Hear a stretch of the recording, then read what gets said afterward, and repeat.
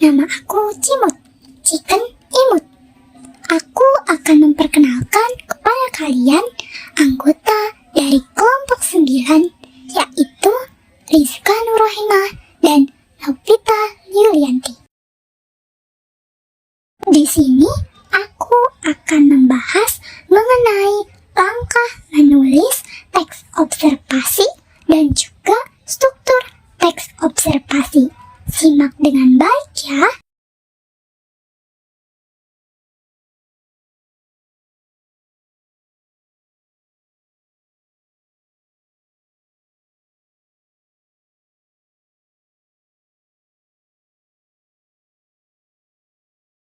Apa yang kalian pelajari di materi sebelumnya? Lalu, bagaimana cara menulis teks observasi? Observasi merupakan kegiatan mengumpulkan fakta tentang apa yang akan dilaporkan. Jenis laporan ini digunakan untuk memberikan informasi faktual yang jelas dan akurat, serta tidak memasukkan materi yang tidak terkait dengan topik tulisan. Jenis tulisan ini diatur dalam urutan fakta yang logis. Sebelum mengamati, perlu dibuat kerangka laporan. Kerangka laporan berguna sebagai panduan untuk observasi, dan pada saat yang sama sebagai panduan untuk menulis laporan. Langkah pertama dalam menulis adalah menentukan topik yang akan ditulis. Karena pokok bahasan laporan observasi bersifat faktual dan ilmiah, maka perlu ditentukan topik-topik mana yang dapat ditemukan sumber referensinya. Objek yang diamati bisa berupa tumbuhan, hewan, fenomena alam sekitar, objek buatan manusia, dan lainnya. Contohnya, jika kita melihat tayangan videonya itu museum, maka dapat diberikan judul yaitu Museum Favoritku. Kemudian, contoh berikutnya, misalnya, objek yang diamati adalah nanas, maka dapat diberi judul khasiat buah nanas. Langkah kedua dalam menulis adalah menyusun kerangka laporan. Kerangka laporan disusun dengan pertimbangan mengenai apa yang akan dilaporkan dalam kaitannya dengan objek atau peristiwa tertentu. Jika kita ingin melaporkan kehidupan hewan tertentu, biasanya berkaitan dengan habitat, makanan, perilaku, dan penampilannya. Teman-teman dapat melihat di sini ada contoh kerangka laporan hasil observasi atau mengamati dengan objek yang diamati yaitu burung cendrawasih. Urutan kerangka laporan dapat teman-teman buat berdasarkan contoh yang telah diberikan atau contoh lainnya yang telah dibaca sebelumnya. Format atau bentuk dari kerangka laporan terdiri atas bab, subbab, dan sub-subbab.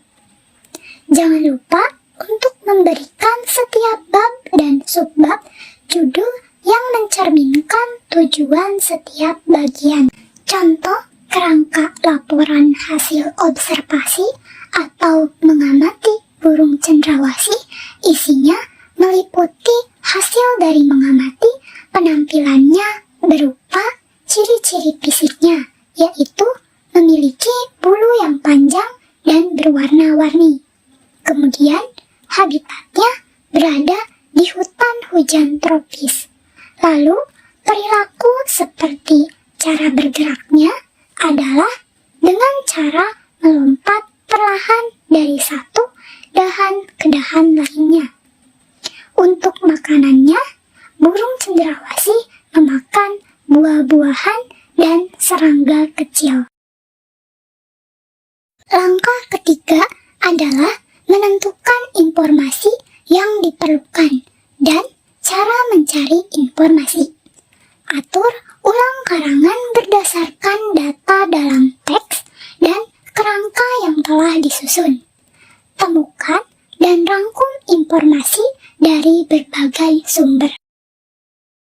Contohnya, untuk mencari informasi mengenai habitat hewan, penampilan hewan, serta perilakunya, teman-teman dapat mencarinya di buku. Bisa juga dengan cara mengamati secara langsung objek yang akan teman-teman observasi. Teman-teman juga bisa mencarinya di internet. Langkah selanjutnya adalah menyusun dan menyesuaikan informasi yang diperoleh sesuai dengan struktur teks laporan hasil observasi. Jangan lupa untuk menyebutkan sumbernya seperti nama penulis, judul buku, tahun terbit, kota, nama penerbit, serta halaman buku. Menambahkan diagram, foto, dan lain-lain akan membuat laporan yang telah disusun menjadi lebih menarik dan lebih baik.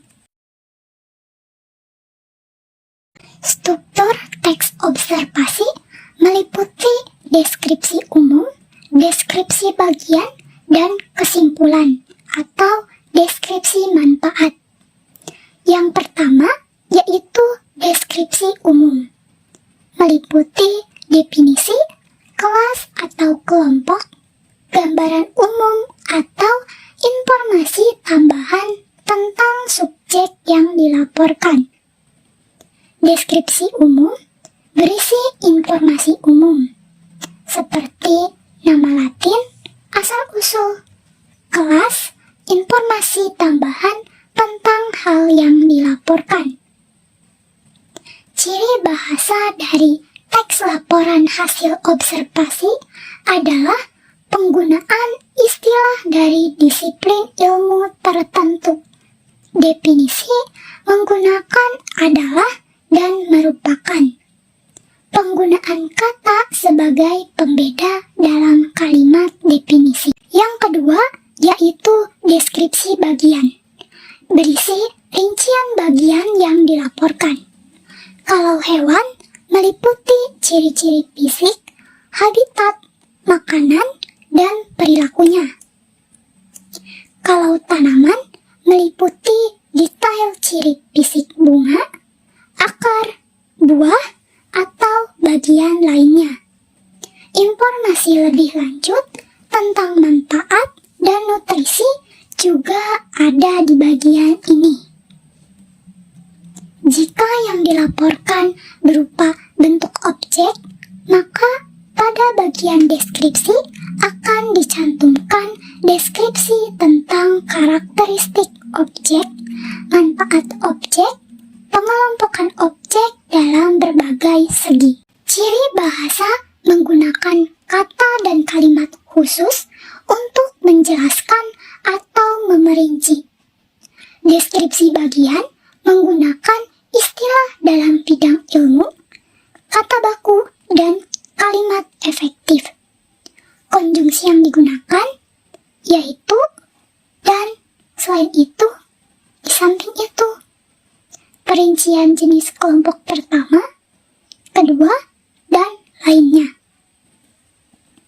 Dan yang terakhir yaitu kesimpulan atau deskripsi manfaat yang berisi ringkasan umum dari apa yang dilaporkan. Kesimpulan ini boleh ada dan boleh tidak ada. Bagaimana teman-teman? Sudah paham kan bagaimana caranya menulis teks observasi? Sekarang mari kita sama-sama menonton tayangan video dari objek yang akan teman-teman amati. Simak dengan baik ya, karena Setelah tayangan video selesai, teman-teman akan diminta untuk membuat teks laporan hasil observasi dari objek yang telah diamati. Selamat menonton! Wah, hewan apaan tuh? Kamu nanya? Serius tahu? Yaudah, biar peserta didik kelas 7 kasih tahu ya. 3, 2, 1. Gimana teman-teman? Sudah rileks kan setelah melihat tayangan video tadi? Nah, setelah teman-teman sudah rileks, ayo kita fokus kembali. Teman-teman diharapkan menyimak video teks laporan hasil observasi berikut ini. Selamat menonton! Ayam merupakan satu di antara unggas yang memiliki sayap tapi tidak dapat terbang. Ayam juga termasuk hewan omnivora. Teman-teman masih ingat tidak apa itu hewan omnivora? Iya, benar. Hewan omnivora adalah hewan pemakan segalanya. Karena ia bisa memakan daging dan juga bisa memakan tumbuhan. Nah, di sini teman-teman bisa melihat ada ayam jantan. Ayam jantan mempunyai bulu, ekor, kaki, paruh, mata, dan juga jengger. Nah, ayam biasanya makan biji-bijian seperti jagung dan juga padi. Tapi ada juga yang menggunakan dedak atau pur untuk pakan ayam. Ayam dapat hidup di berbagai cuaca karena kemampuan adaptasinya yang sangat cepat. Ayam dapat hidup hingga 5-10 tahun, tergantung dari pola makan, lingkungan, hingga kondisi tubuh ayam. Ayam menjadi penyumbang protein masyarakat Indonesia. Unggas ini mudah untuk dibudidayakan. Perawatan yang tidak terlalu ribet dan pakan yang mudah dicari membuat masyarakat banyak yang memeliharanya. Nah, sekarang teman-teman silakan menulis teks laporan hasil observasi dari video yang telah disimak dengan menggunakan tahapan-tahapan yang sudah dijelaskan di awal video. Selamat mengerjakan!